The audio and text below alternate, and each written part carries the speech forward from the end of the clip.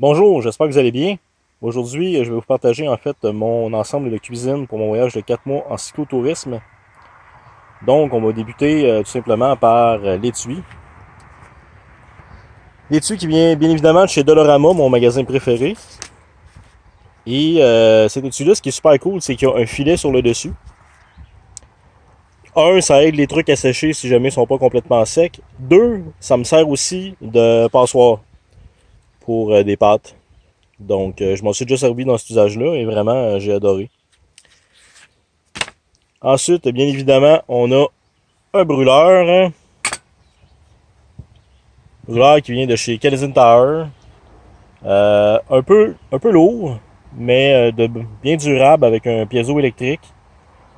Donc, rapport qualité-prix là, pour 24$, si ma mémoire est bonne, c'est dur à battre. Cartouche de gaz isobutane. Marque Olympia qui vient de la CEPAC.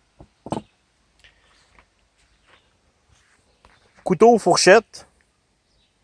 Et plutôt fourchette cuillère combinée. Des brochettes en bois. Très pratique pour déplacer des aliments dans le feu. Papier d'aluminium, un incontournable. On peut pas partir en camping puis penser faire de la cuisine sur feu de bois sans papier d'aluminium. Une paire de pinces en métal parce que je me suis rendu compte que parfois les brochettes c'est pas assez et que ça me prenait vraiment quelque chose pour déplacer des aliments ou du bois dans le feu ou des charbons, peu importe, mais une pince en métal du Dolorama, c'était un incontournable. Gamelle Coleman, 5 morceaux, chaudron couvert, une petite tasse, une assiette et le poêlon avec la poignée. Évidemment, elle est neuve, elle n'a pas encore servi. Je viens de la réacheter suite à mon incident de la recette de pâte au saumon. Pour ceux qui n'ont pas vu la vidéo, je vous invite à aller le voir. C'est hilarant. En fait, j'ai réussi à défoncer par le feu une casserole en aluminium. Donc, pas brillant à moi, mais ça l'arrive. Nécessaire pour faire la vaisselle. Donc, une bouteille de savon, un chiffon-J, des serviettes humides que j'adore, même si je sais que c'est moins écolo. Et que ça m'oblige à en réacheter régulièrement, mais des fois pour sauver du temps, là, si je mange juste un gruau le matin, là, ça m'arrive de rincer ça avec la serviette, la cuillère avec, et adieu.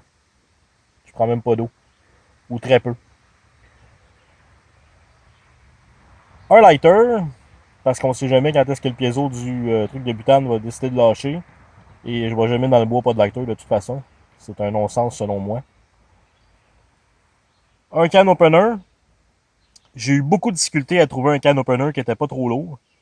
Tous les bons modèles, exemple Starfrit, sont quand même assez pesants. Et je cherchais de quoi d'assez léger, donc c'est celui-là qui a gagné. Matériel pour faire de la découpe. J'ai un couteau à tomate qui me sert aussi de couteau à pain. Et le fameux couteau à 4$ du Dolorama, que j'ai toujours. Donc, c'est en fait, ça fait le tour pas mal de mon matériel que j'utilise en cuisine. C'est assez minimaliste. C'est voulu, bien évidemment. En cyclotourisme, on ne veut pas s'enlourdir de trop de stock. Je sais qu'il y a déjà des gens qui vont dire que j'en ai trop. Ah, j'ai oublié aussi, j'ai des sacs ici. Et dans ces sacs-là, j'ai d'autres pics à brochettes qui sont sur le long. Je me sers des gros sacs comme bol à mélanger. Donc, si vous avez une recette à faire, là, on peut prendre ça comme bol. Je trouve ça bien pratique. Là. J'en entraîne environ 5-6 à chaque voyage. Et donc, pour revenir à ce que je disais, il y a beaucoup de gens qui vont probablement me dire « Ouais, mais t'as beaucoup de trucs. » Ouais, ben j'aime bien cuisiner, de un.